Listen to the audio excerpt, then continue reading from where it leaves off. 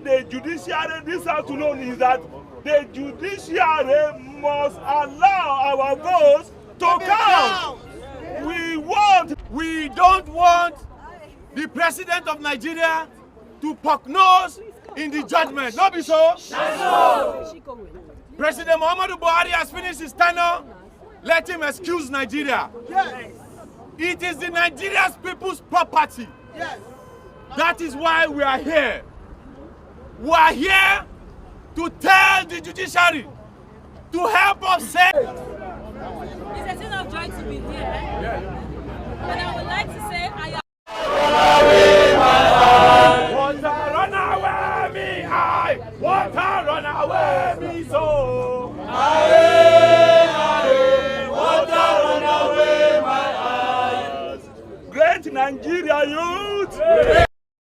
So what we are calling the judiciary this afternoon is that the judiciary must allow our votes to count. We want that the judiciary to be fair. We are not against anybody, but we want the judiciary to do the needful, that our votes will count. So we are calling on the judiciary that they should dispense justice without fear or favor. They should dispense their justice without any money bags. We want Nigeria to be free. That is all what we are calling for. Thank you very much. Thank you. Let's divide our. Muna duka malaka mu duka school makarantu mu a daji ba ma zuwa mun ayi hakuri Mahmudu ya yi hakuri ya fada. To ask the judiciary to do the needful. What is the needful? To give us sound judgment at the end of the case. Yes. We don't want the president of Nigeria to poke nose in the judgment. Not be so? No. President Muhammadu Buhari has finished his tenure.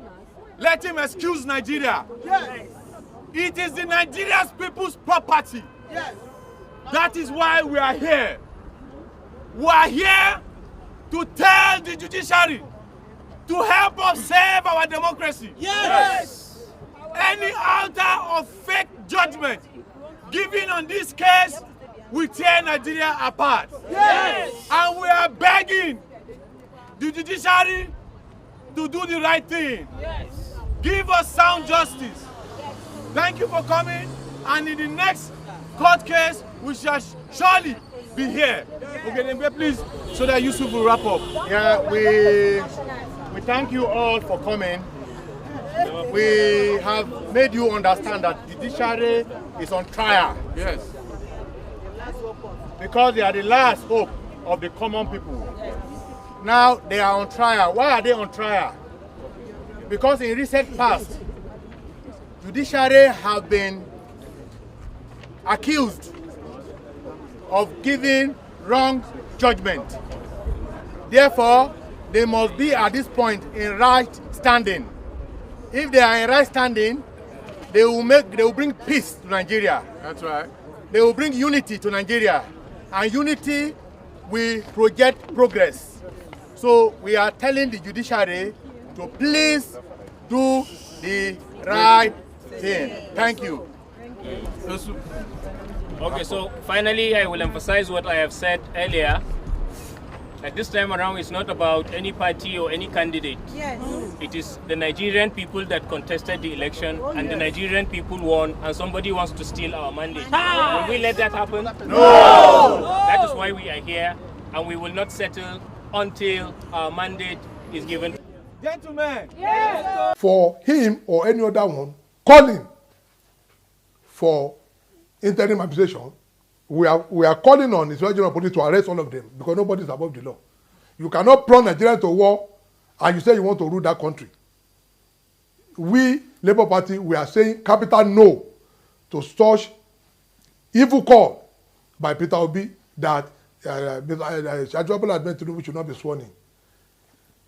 I don't know, the reason for him, but as far as I am concerned, we came third in that election, behind the PDP.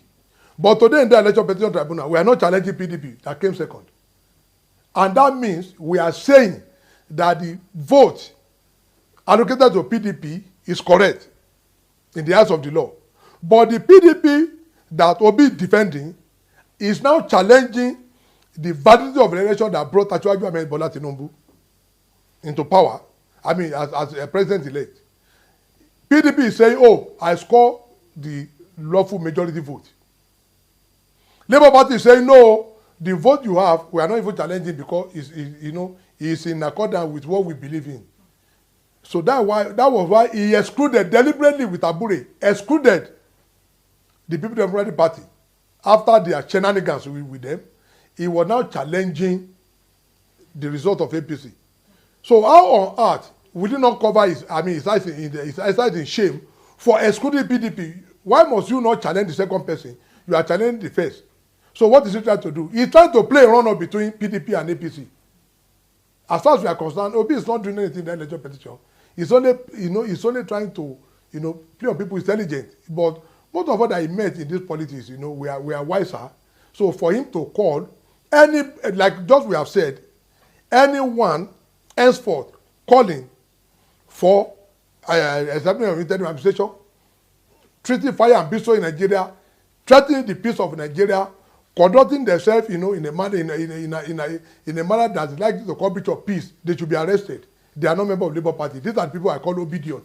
So if Obi fall into that category, if Abure, the Sovereign National Chairman, fall into that category, that remains their name. But as we are concerned, every obedient, which I believe Obi must have learned a lesson, he must never be seen calling for an interim administration. Supposing he's the one that won, how will he feel if Asiwaju Bola Ahmed Tinubu and Atiku are calling for interim administration? If they said no, follow the due process. He must just not be appropriating and reprobating. He is in the tribunal with Labour Party. Fine. Let us pursue our case. Once we believe there is only a legislative tribunal that can give for justice, we have tabled some far before this. Of appeal and of getting redress. Number 5. ACD and 22 others appeal to the judgment of the lower court in appeal court number CA ABJ C5 507 2021, while DA and 2 others appeal in a separate suit CA ABJ C5 931A 2020, and the suit is still pending in the appeal court sitting in Abuja.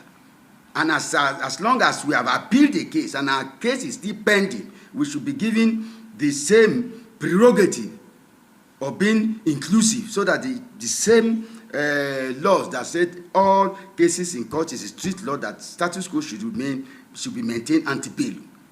Basking on this backdrop, DA was granted a part judgment by the Federal High Court Abuja in the suit FAC ABJCS 450/2021 to benefit from the appeal court judgment in favor of ACD and 2 others. This judgment has not been set aside and is still subsisting.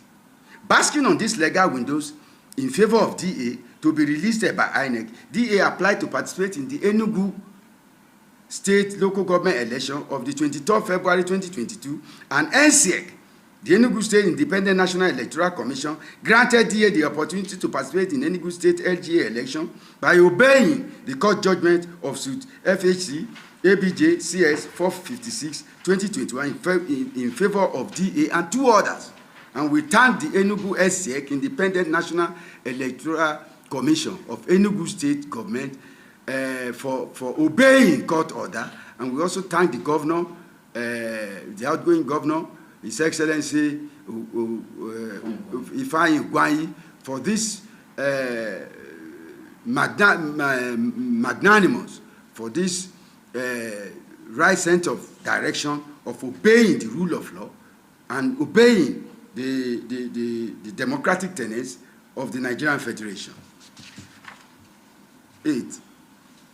In the 2023 general election, DA wrote to INEC to participate in the 2020 general election, and we conducted DA primaries and convention. And on the 7th and 8th of June 2022, and INEC was duly informed, and the list of candidates elected to contest the 2023 general election were forwarded to INEC. To be on the safe side, DA went to court in the Federal High Court Ikoyi, Lagos for inclusion in the 2023 general election. But due to the truculence of the democratic and legal institutions of the polity, we reserve our comments for now. Subsequently, DA was excluded from the 2023 election, and we notified INEC in our letter dated 3rd of March 2023 through DA legal team, expressing our dissatisfaction in the exclusion of DA presidential candidate Mr. Victor Okechukwu-Veshne, vice presidential candidate Mrs. Hafsat Abubakar, and other candidates and DA logo from the 2023 general election. We may challenge this exclusion in court of competent jurisdiction, basking on the recent Supreme Court judgment in favor of the Youth Party that was among the 74 political parties illegally deregistered by INEC, as this judgment of Apex Court SCC/CV C77/2021 of INEC versus Youth Party, delivered on the 3rd of December 2022, becomes the new authority of stare decisis on the matters of party deregistration, which favors the truth that the deregistration of the 74 political parties was done illegally, and the masses and Nigerians were violated illegally by INEC, including us, the democratic alternative. Lastly, we call on INEC to obey the Supreme Court judgment of INEC versus Youth Party, to release the 74 illegally deregistered political parties as well as DA, and allow multi-party democracy to flourish in Nigeria and sub-Saharan Africa. We call on all members of DA and all fans of DA to be peaceful, law-abiding, and steadfast, as the law may grind slowly, but surely truth and justice will prevail. Thank you for attending the DA World Press Conference. Long live DA, long live Nigeria. Don't be thrown by that name. I'm from Anambra State, precisely in Anambra State. Not Indian. No, I'm not Indian. I will tell you about it someday. I speak to you and to the world today as the presidential candidate of the Democratic Alternative and as a patriotic citizen of this country, Nigeria. We all love this country. And today, I am enjoining every well-meaning Nigerian, every patriotic Nigerian of whatever tribe, of whatever hue, of whatever religion, to join me in calling on the President of Nigeria, President Muhammadu Buhari, to cancel the last 2023 general election and to conduct another election on the following reasons. Presidential, sorry. The entire elections, general elections. Okay. For the following reasons, but particularly the presidential elections. One, based on what the chairman of the party has said here, let me just elaborate on the need, because the institutional